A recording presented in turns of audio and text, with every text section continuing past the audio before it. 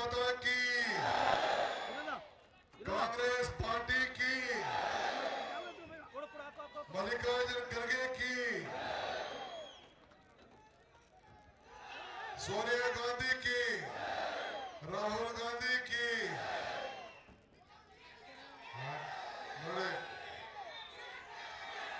आयतु DK. Suresh की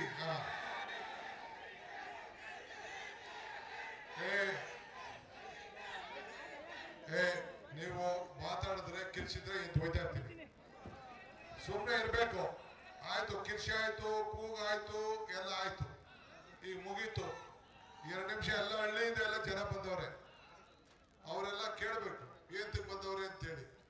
ಆಶೀರ್ವಾದ ಮಾಡಕ್ ಬಂದವ್ರೆ, ಅವ್ರ ನೆಮ್ಮದಿಯಾಗಿ ಆಶೀರ್ವಾದ ಮಾಡ್ಬೇಕು ತಾನೆ. ಸುಮ್ಮನೆ ಇರ್ಬೇಕು.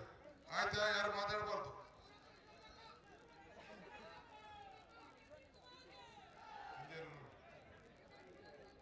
ಆಯ್ತು, ಸುರೇಶ್ ಇಲ್ಲೇ ಇದ್ದಾರೆ. ಬಂದೋಳೆ ಕೋಡಳ್ಳಿ ಹೋಬಳಿಯ ಎಲ್ಲ ಮಹಾಜನತೆ, ಇಂದು ನಿಮ್ಮೆಲ್ಲರ ಆಶೀರ್ವಾದವನ್ನು ಪಡೆಯಲಿಕ್ಕೆ ನಿಮ್ಮೆಲ್ಲರೂ ಕೂಡ ನೀವು ಕೊಟ್ಟಂತ ಶಕ್ತಿ 1985ರಿಂದ ನನ್ನ ಮೇಲೆ ಸತತವಾದಂತಹ ಪ್ರೀತಿ ವಿಶ್ವಾಸವನ್ನು ಇಟ್ಟು ನಿಮ್ಮ ಮಕ್ಕಳ ತರ ನನ್ನನ್ನು ಬೆಳೆಸಿ 8 ಬಾರಿ ವಿಧಾನಸಭೆಗೆ ಕಳಿಸಿ 136 ಸೀಟನ್ನ ಈ ರಾಜ್ಯಕ್ಕೆ ಕೊಡಿಸಿ ಕಾಂಗ್ರೆಸ್ ಸರ್ಕಾರ ಅಧಿಕಾರಕ್ಕೆ ತಂದು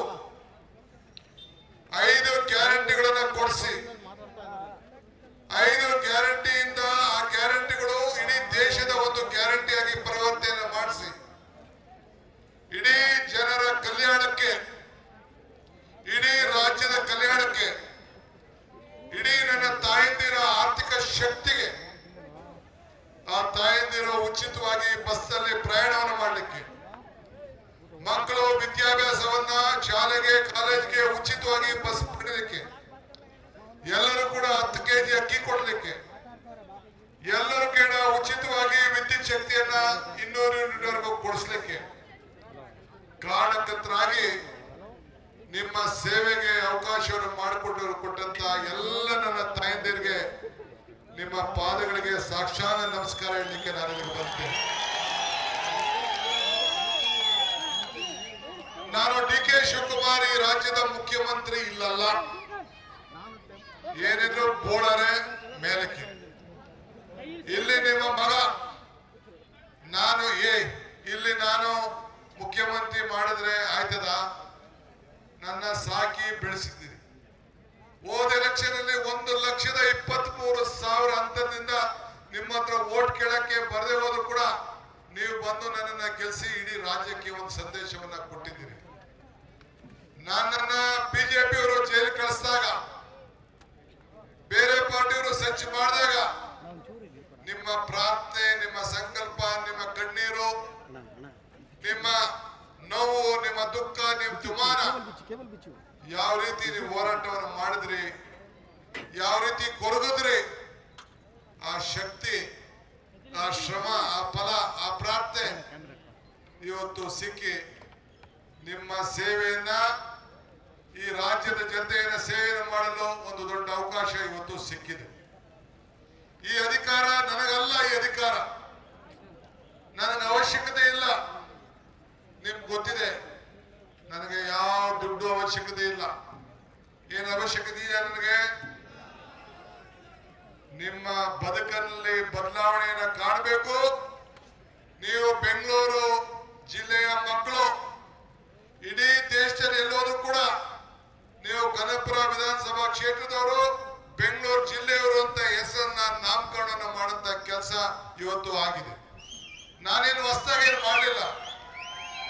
ಮೂಲ ನೀವೆಲ್ಲ ಬೆಂಗಳೂರು, ಆ ಬೆಂಗಳೂರು ಸ್ವಾಭಿಮಾನ. ಈ ರೋಡ್ ಹೊಡಿಬೇಕಾದ್ರೆ ಕೆಲವರೆಲ್ಲ ಸಹಕಾರ ಕೊಟ್ಟರು. ಕನಕಪುರ ರೋಡ್ ಹೆಂಗಿತ್ತು, ಕೋಡಳ್ಳಿ ರೋಡ್ ಹೆಂಗಿತ್ತು, ಸಾತ್ತೂರು ರೋಡ್ ಹೆಂಗಿತ್ತು, ದೊಡ್ಡಹಳ್ಳಿ ರೋಡ್ ಹೆಂಗಿತ್ತು, ಬೆಂಗಳೂರಿಂದ ಕನಕಪುರ ಬರ್ಬೇಕಾದ್ರೆ ಹೆಂಗಿತ್ತು ಅಂತ ನಿಮ್ ಹಿರಿಯರು ಕೇಳಿ. ನಿಮ್ಗೆ ಗೊತ್ತಿಲ್ಲ. ನಾನು MLA ಆಗಿ ನಿಮಗೇನು ಮುಂಚಿತವಾಗಿ ಈ ತಾಲೂಕಿನ ಪರಿಸ್ಥಿತಿ ಏನಿತ್ತು ಅಂತ ಹೇಳಿ ನಿಮ್ಮ ತಂದೆ ತಾಯಿಂದಿರು ಕೇಳಿ, ನಮ್ಮ ಬಸಪ್ಪರು ಕೇಳಿ, ಇಲ್ಲಿರುವಂತ ಸ್ಟೇಜ್ ಮೇಲೆ ಇರುವಂತ ಎಲ್ಲ ನಮ್ಮ ಲೀಡರ್ಗಳ ಕೇಳಿ, ಮುನೇಶ್ವರು ಕೇಳಿ, ಎಲ್ಲರೂ ಕೇಳಿ. ಈಗ ಪುರದಾಸ್ ಮಗ ಕೂಡ ನನ್ನ ಜೊತೆ ಬಂದಿದ್ದಾರೆ, ಸುಧಾಮ್ ದಾಸ್. ಅವ್ರ ತಂದೆ ಪಾಪ ಬಸ್ ನಲ್ಲಿ ವ್ಯವಸಾಯ ಮಾಡಕ್ ಹೋಗ್ತಾ ಇದ್ರು. 2 ಸತಿ MLA ಆದ್ರೂ ವ್ಯವಸಾಯ ಮಾಡಕ್ಕೆ ಹೋಗ್ತಾ ಇದ್ರು. ಅಂತ ಒಂದು ಕಷ್ಟವಾದಂತ ಜೀವನ ಈ ಕೋಡಳ್ಳಿ ಜನತೆ ನೀವೆಲ್ಲ ನಡೆಸ್ಕೊಂಡು ಬಂದಿದ್ದೀರಿ. ಅನೇಕ ಕೆರೆಗಳನ್ನು ತುಂಬಿಸಿದ್ದೇವೆ, ಬದಲಾವಣೆಯನ್ನು ಮಾಡಿದ್ದೇವೆ, ಹಾಸ್ಪಿಟಲ್ಗಳನ್ನು ತಂದಿದ್ದೇವೆ.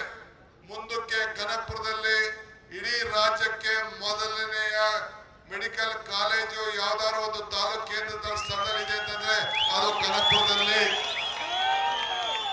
ಇನ್ನೊಂದು ತಿಂಗಳೊಳಗಡೆ ಆ ಹಾಸ್ಪಿಟ್ಲು ಮೆಡಿಕಲ್ ಕಾಲೇಜು ಭೂಮಿ ಪೂಜೆ ಮಾಡ್ತಾ ಇದ್ದೀವಿ.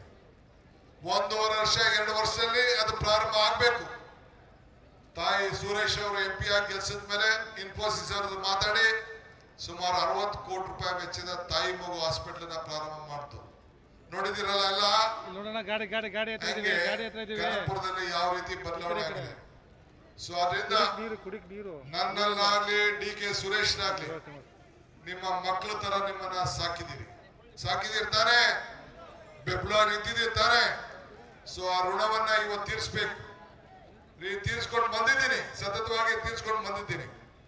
ಸೊ ಹಂಗೆ ಇವತ್ತು ಎಲ್ಲಾ ಕಡೆ ಒಳ್ಳೆ ವಿದ್ಯಾಭ್ಯಾಸ ಮಕ್ಕಳಿಗೆ ಸಿಗ್ಬೇಕು. ಬೆಂಗಳೂರಿನಲ್ಲಿ ಸಿಕ್ಕೋ ವಿದ್ಯಾಭ್ಯಾಸ ಇಲ್ಲೂ ಸಿಗ್ಬೇಕು. ಅದಕ್ಕೆ ಹೊಸದುರ್ಗ ಶಾಲೆ, ನಾನು ಇಲ್ಲಿ ಶಾಲೆ ಜವಾಬ್ದಾರಿ ತೆಗೆದುಕೊಂಡಿದ್ದೇನೆ. ದೊಡ್ಡಹಳ್ಳಿಯಲ್ಲಿ ಶಾಲೆ, ಎಂಟೂರಲ್ಲಿ ಶಾಲೆ, ಈ ರೀತಿ ಎಲ್ಲಾ ಕಡೆ ಕೂಡ ಹೊಸ CSR ಶಾಲೆಯನ್ನು ಮಾಡಿ ಜನ ವಲಸೆ ಹೋಗೋದನ್ನ ತಪ್ಪಿಸ್ಬೇಕು ಅಂತೇಳಿ ಈ ಪ್ರಯತ್ನವನ್ನು ಮಾಡ್ತಾ ಇದ್ದೇನೆ. ಇವತ್ತು SIR ಬಂದಿದೆ, ನಿಮ್ ತಲೆಯಲ್ಲಿ ನಿಮ್ಮ ಓಟು ಮತ್ತೆ ನೀವು ಅರ್ಜಿ ಹಾಕೋಬೇಕು. ನೀವು ನನ್ನ ಓಟ್ ಇದೆ ಎಲ್ಲಿ ಹೋಯ್ತು ಅಂತ ತಿಳ್ಕೊಳ್ಳೋಂಗಿಲ್ಲ.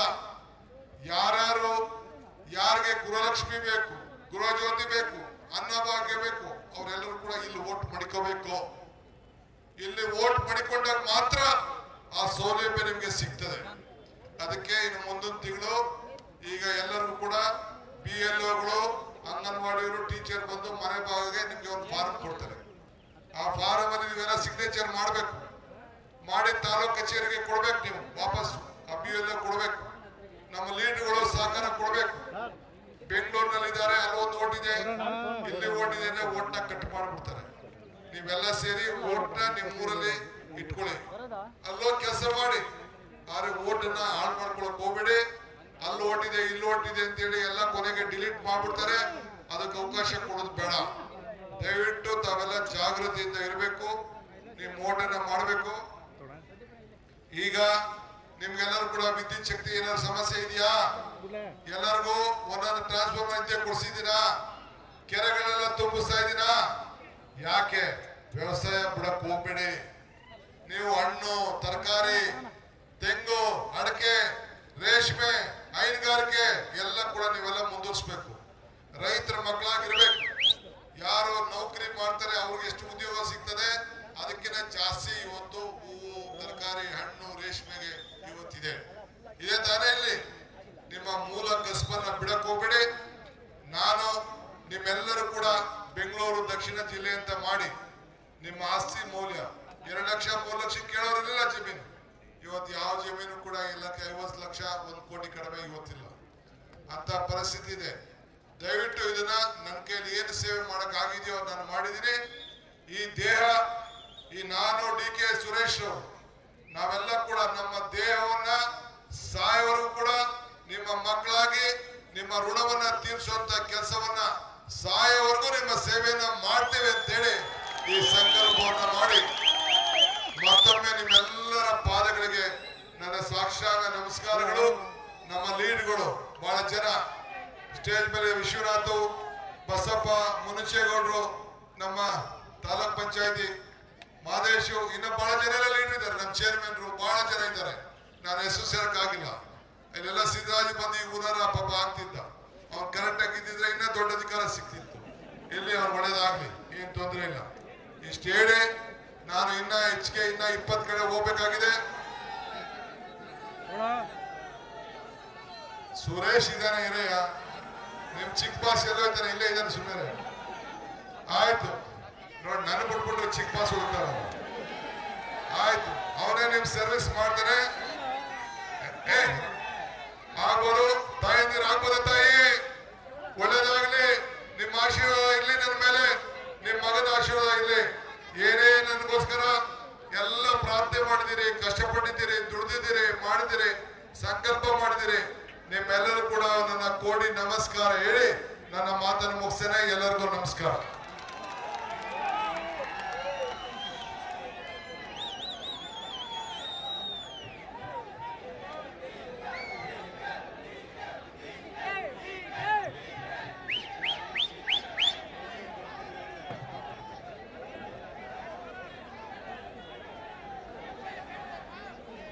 ಈಗ ಕನಕಪುರದಲ್ಲೇ ಒಬ್ಬ ಅಧಿಕಾರಿ ಪರ್ಮನೆಂಟ್ ಆಗಿ ಇಟ್ಟಿರ್ತೀನಿ. ಬೆಂಗಳೂರು ಬಂದು ಯಾರು ಅರ್ಜಿ ಕೊಡೋರಿದ್ರೆ ಅಲ್ಲಿ ಕೊಡಕ್ ಹೋಗ್ಬೇಡಿ, ಇಲ್ಲೇ ಕೊಡಿ. ಅರ್ಜಿ ಎಲ್ಲ ನನಗೆ ಬರ್ತವೆ, ನಾನೇ ಅದನ್ನ ಪರಿಶೀಲನೆ ಮಾಡಿ ನಾನು ಸುರೇಶ್ ಅವರು ಖುದ್ದಾಗಿ ನೋಡಿ ಅದು ಏನು ಬೇಕೋ ಅದಕ್ಕೆ ಪರಿಹಾರ ಕೊಡಂತ ಮಾಡ್ತೀವಿ. ನೀವು ಯಾರು ಬೆಂಗಳೂರು ಬಂದು ಟೈಮಿನ ವೇಸ್ಟ್ ಮಾಡ್ಕೊಳಕ್ ಹೋಗ್ಬೇಡಿ. ಎಲ್ಲರೂ ಕೂಡ ನಾನು ಈ ಸಂದರ್ಭದಲ್ಲಿ ಇದನ್ನು ಉಪಯೋಗಿಸ್ಕೊಳ್ಬೇಕು ಅಂತ ಹೇಳಿ ನಾನು ಪ್ರಾರ್ಥನೆ ಮಾಡ್ತೇನೆ. ಎಲ್ಲರಿಗೂ ನಮಸ್ಕಾರ. ನ್ಯೂಸ್ ಫಸ್ಟ್, ನಿರ್ಭೀತಿಯಿಂದ ನಿಮ್ಮ ಪರವಾಗಿ.